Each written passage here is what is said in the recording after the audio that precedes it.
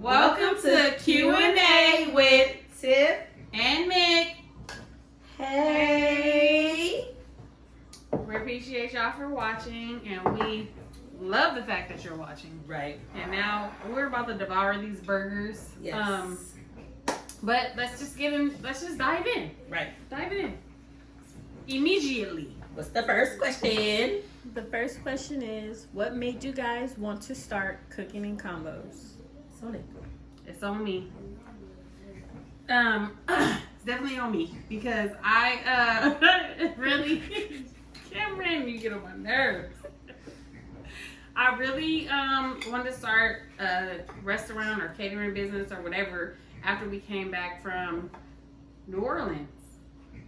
New Orleans, Creole, where we from? Boop. Okay, Creole. But we tasted like so much food while we were out there, and we were just like, what's the big hype? Because every time people talk about going to New Orleans, they're like, oh my God, the food's so good, the food's so good.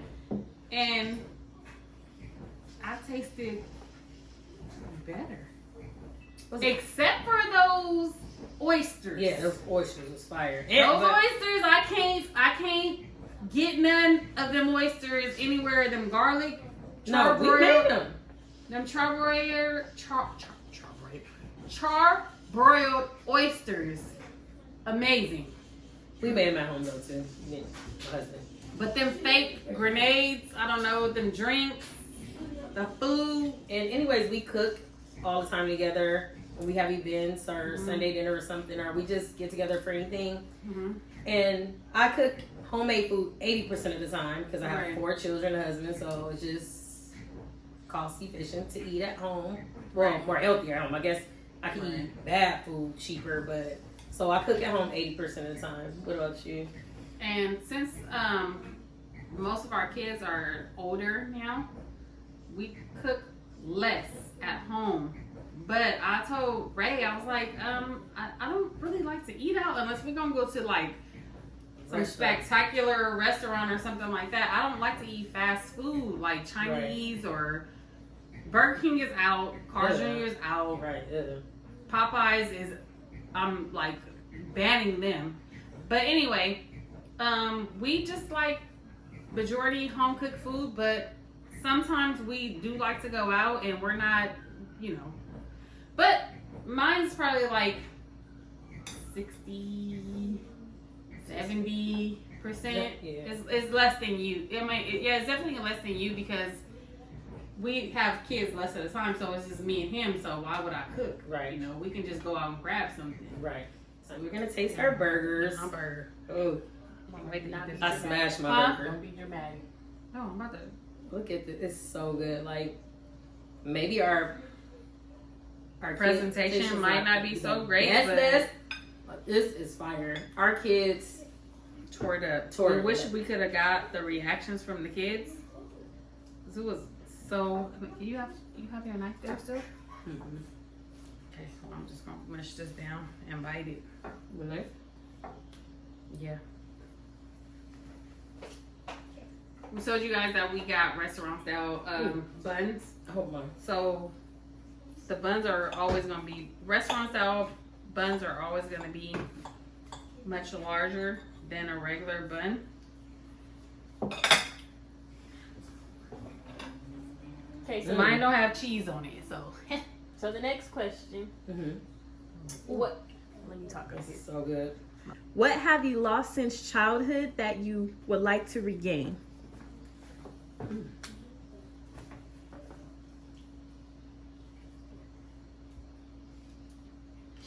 Sorry, yo.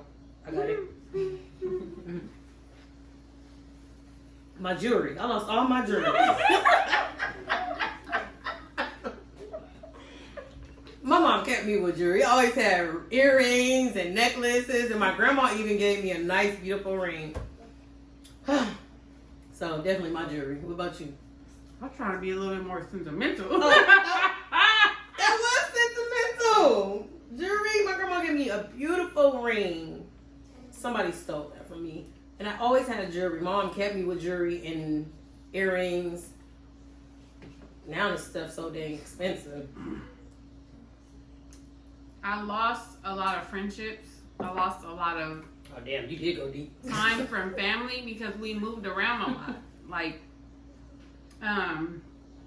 every time I went to a new school, everybody asked me, "Are you a Army brat? Are you a Navy brat? Are you military? Whatever." I wasn't military, but we just moved around so much. People thought that I was like a military brat or whatever, but it was like so many people that I wish I could have kept connections with, and I think it affected my life in my adulthood, because I kind of just like feel like I bring people in, and once they get to a certain spot, like I trust them to a certain extent, and then I'm done. Like after that, you can't get past a certain point with me. Dang. It's deep. Oh my God. Okay. Which one of you guys is the worst backseat driver? Her. Me. Oh, I am so scared of everybody driving, especially Nicole's. Damn, why always gotta be me? Nicole, you drive so fast in that truck. I thought she got a truck, she'll slow down because trucks can flip. She be hitting them corners on Daytona like, she has a bit. Yeah, definitely. My husband, he drives slow, so I'm not too scared. Only sometimes when he go to dips kind of hard, I think he do it on purpose, but definitely Nicole. I'm back because she drives fast. I think I'm the best backseat driver because when I'm in the back seat, the only time I'm in the back seat is probably when I'm drunk because everybody always want me to drive. So That's true. if Why we want you to drive if you never mind? No, because I'm there quicker. No, if I'm sober, I can get you there. I'll get you there wherever you want to be, and everybody can drink. But if I'm drunk, that means I can't. Mama. So Tell them the story about how we decided to go to the movies and it was raining and you drove. I don't remember. I can't tell the story, but so we decided to go to the movies like off a whim, and it was like about to be 1:00 in the morning. We went. It was when the Avengers just played. First came out. So it was like the 1:00 showing or something. At the drive-in or the movie? The No, movies, the regular AMC. movie. So everybody was like, "Mama, you gotta drive. You gotta drive." Everybody wanted me to drive that day. It started raining. Little Charles went with us. Mm-hmm. It started raining, right? It started raining hard. She driving so fast she didn't even need windshield wipers. See? Oh, We made it. We did make it in time. And we still alive. Thank God. Thank you. Next Very question. How much money do we need in the bank to feel secure? Damn. Dang, you got a hole in your mouth. I never opened my mouth. You edit it? You want me to do it again? No, we're not gonna edit that. Okay. I need a meal to feel real secure. $1 million. I think living in California, you need more than $1 million. Well, probably more, but I thought you was gonna say like 500,000. No. Over $1 million. I kind of feel like if you living in California, you have to have $1 million in the bank, but you also have to have assets, as stocks, house, whatever, like extra stuff. You can't just have $1 that million. cryptocurrency. Doge been fucking with me. Fuck you, Doge. Man, I hate Doge right now. Oh. Oh, I'm so mad. it was up and it was up and it was up And and it's up down. and it was down. But I think that in America, actually, not even just California, I think you just need in your bank account, if you have extra assets, you need at least $1 million. You need at least $1 million, but you also need to have a home. You can't be renting. You can't be purchasing a car or leasing a car. You have to be, you know what I'm saying? You have to be owning multiple things and then have $1 million in the bank. It's not just $1 million in the bank and I'm good. That's not Right. That's not the life. And I don't even got close to 1 million, and I know that. Next question. Yes.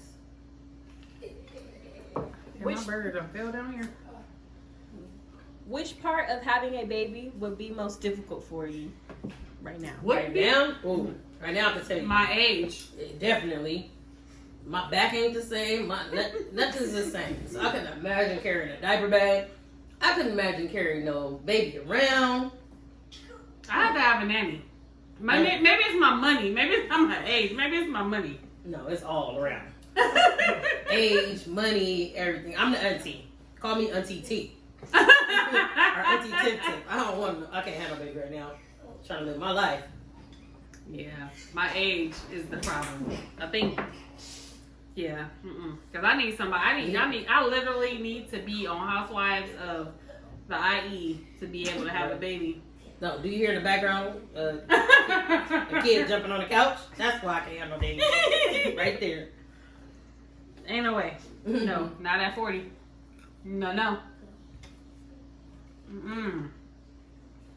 Okay. Some of these questions say your partner, but since it's about you guys, I'm gonna change it to like you guys. So, okay. What do you most admire about each other? Okay, I'll go. I admire that she goes for it. Like, if she thinks of some ideas, she doesn't really wait like I do. Like, I'll come up with a business plan and I'll hold out on it, and somebody then already started, which it really don't matter. But like, I take my time with stuff. Nicole would just go at it like, no, let's start today. Let's do it now. Let's go for it. Like, I admire that. What I admire about Tiffany is probably, excuse me, the total opposite. Think things through a little bit more. I admire the fact that you think about things before you speak. My stuff is more emotional. I'm like more emotional. Like, let's get it. I hate you. Like, whatever. Like, it could be love. It could be hate. It could be no matter what. I'm just like, this is my reaction at this moment. It could be a love moment. It could be a hate moment. It could be a sad moment. It could be whatever the emotion is. I'm an emotional person. So Tiffany is just like, wait, can you please just think about it first?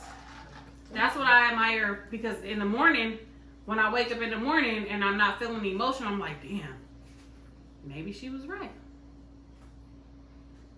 That's what I think. That's what I admire. That's so sweet. Oh my God. Okay. Between the both of you two, who wins most arguments? Between us? I don't argue like I don't that. think we.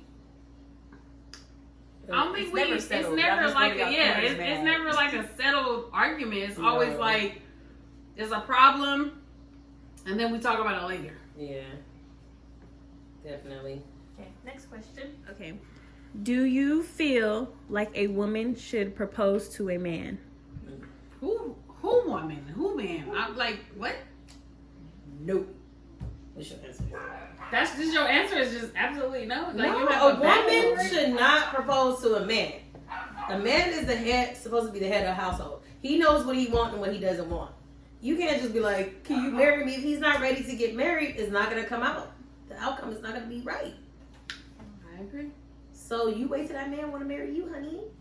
So I agree with Tiffany. I think that a woman should not propose to a man. Only simply because I think, I don't know if it's just Americans, but men have and women have been trained to think that men are the dominant in the relationship. Mm-hmm. So if you propose to a man, obviously he's not ready. And this is the basis for everything. Just like Jim Jones and Christy or whatever her name is. Whatever, when she proposed to him, I was just like, why would you do that to yourself? And they 7 years later ain't married. Mm-hmm. But I just think that you have to let a man be ready to do whatever. You can't force a man into a marriage. You can't give him an ultimatum. You can't get down on one knee. You can't do anything. When a man says he's ready to marry a woman, then he will. Exactly. So even sometimes when a man, like you said, drop hints. When a woman, when women drop hints and it don't go through, it's like, just let it go. When if y'all having a good relationship or whatever, you shouldn't bring stuff up. But the problem is we hear stuff from our mothers, our grandmothers, our sisters, our brothers, or whoever. They in our ears like, when y'all gonna get married? When y'all gonna have babies? When y'all gonna do this? When y'all gonna do that? Don't listen to nobody. Do what is in y'all path.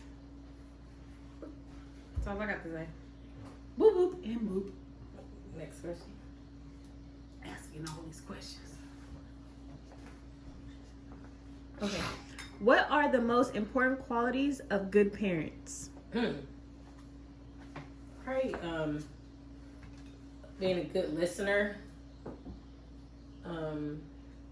Yeah, definitely a good listener. Using effective communication. Don't always yell. Like, just find out what's going on with them. Don't just, go at them. I know it's hard as a parent sometimes, but sometimes we got a lot going on. So you will just yell, but don't yell. Okay? Thank you. I got lost. Sometimes I don't even know if I'm a good parent, so I don't even know if this is a good question to ask me. Like, I love my kids. I always want them to know that when they're right or wrong. Like, I do listen. She's a good parent. She's being crazy right now. No, I'm not being crazy. I'm trying to give off my off the top of my brain. Like, I want my kids to know that I love them, but I also want them to know when they're right and when they're wrong. So when they do something to somebody else, or if there's a situation when we have to come in contact with other parents, then I'm not just going to automatically say, you're right. You have to know when you're right and when you're wrong. You know what I'm saying? So I feel like a good parent is letting a child know when you're right and when you're wrong. I love you.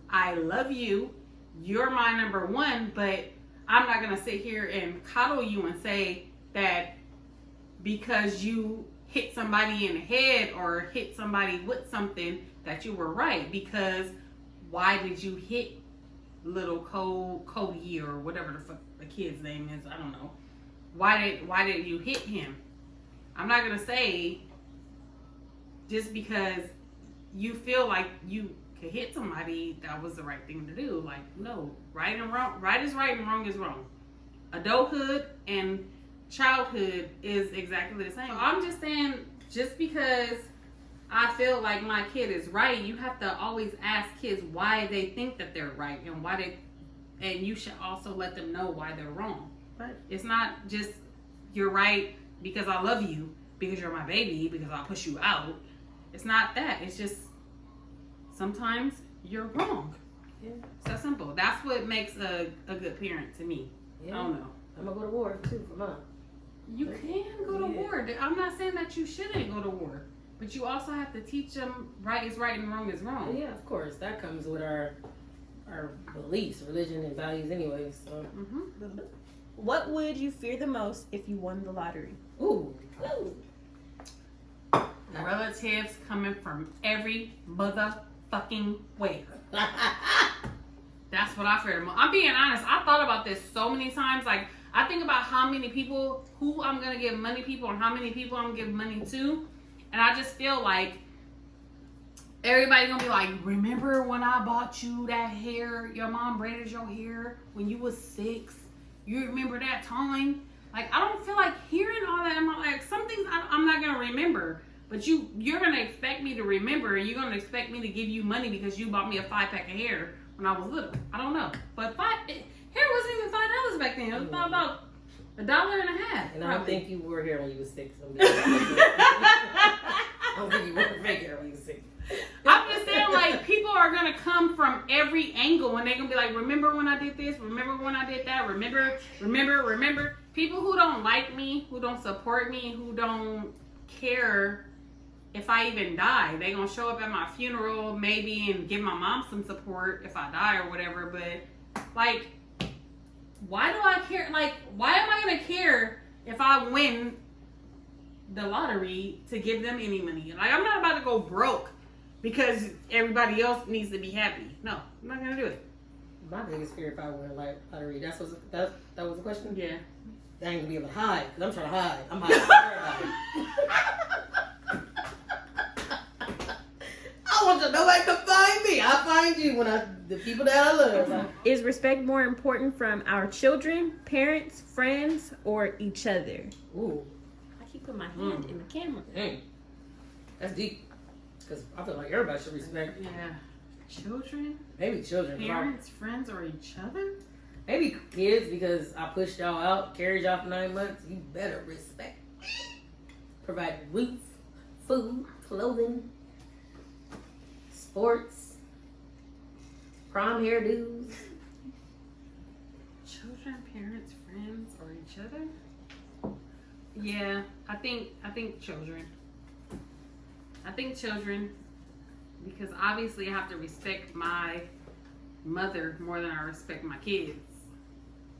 And I expect my kids to respect me